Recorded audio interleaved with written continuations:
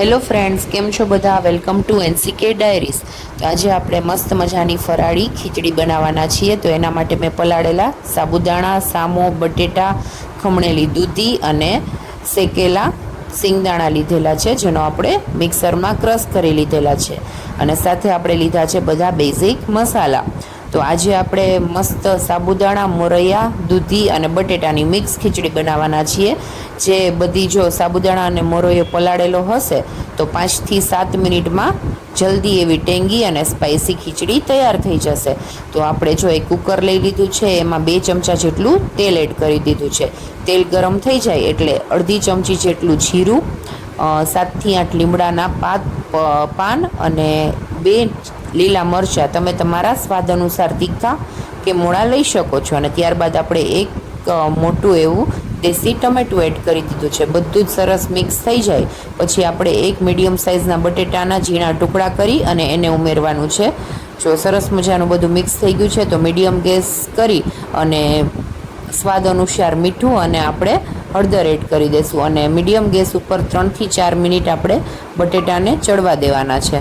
તો જો સરસ મજાના બટેટા ચડી ગયા છે, ત્યારબાદ આપણે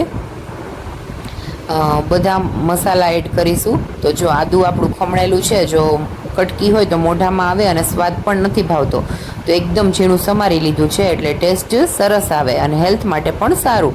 તો જો બધું મિક્સ કરી અને આપણે એક ઘૂંટડા જેટલું પાણી એડ કરવાનું છે અને એકદમ ફાસ્ટ ગેસ કરી અને પાણી સરસ રીતે ઉકળી જાય પછી જ બીજું બધી વસ્તુ આપણે એડ કરી દઈશું. પણ પાણીને આપણે સરખી રીતે એકદમ ઉકળવા દેવાનું છે. જો પાણી ઉકળી ગયું છે આપણે એટલે એક વાટકો જે આપણે સાબુદાણા પલાળ્યા હતા તે એડ કરી દઈશું. પણ સાબુદાણાને એકદમ હલાવવાના નથી, ખાલી ઉપરથી સ્પ્રેડ જ કરવાના છે.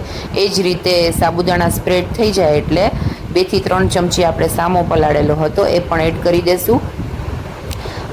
એને પણ સરસ રીતે આપણે સ્પ્રેડ કરવાનો છે. અને આપણે નીચે બટેટાના ભાગનું જ મીઠું એડ કર્યું હતું એટલે હવે સાબુદાણાના ભાગનું મીઠું એડ કરી અને ધાણા જીરું છે, મરચું પાવડરને પણ સારી રીતે સ્પ્રેડ કરી દઈશું. એના ઉપર આપણે જે ખમણેલી દૂધી છે એ એડ કરી અને એને પણ સ્પ્રેડ કરી દેવાની છે.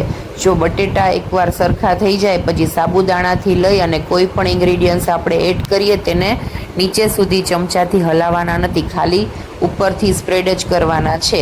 તો દૂધી એડ થયા બાદ આપણે સ્વાદ પ્રમાણે ખાંડ એડ કરી અને ઉપરથી સિંગદાણાનો ભૂકો એડ કર્યો છે અને મીડિયમ ગેસ ઉપર એક સીટી થવા દેવાની છે. અને બીજી સીટી થવા આવે એટલે આપણે ગેસ જવા દેશું અને 2 થી 5 મિનિટ રહી અને આપણે ગેસ બંધ કરી અને આપણે કુકર ખોલીશું. એટલે જો 5 મિનિટમાં જ આપણી ખીચડી તૈયાર થઈ જશે. જો સરસ મજાની ખીચડી થઈ ગઈ છે તૈયાર, એને એકદમ સરસ રીતે ચમચાથી મિક્સ કરી લેશું એટલે મસાલા, દૂધી, સાબુદાણા બધું જ એક રસ બધું મિક્સ થઈ જાય. અને જો આ રીતે આપણે જે કર્યું છે, સ્પ્રેડ કર્યું છે, એનાથી એક વસ્તુ એ છે કે બટેટાની સાથે જો દૂધી, સાબુદાણા બધું નીચે હશે તો બેસી જવાની બીક રહે છે.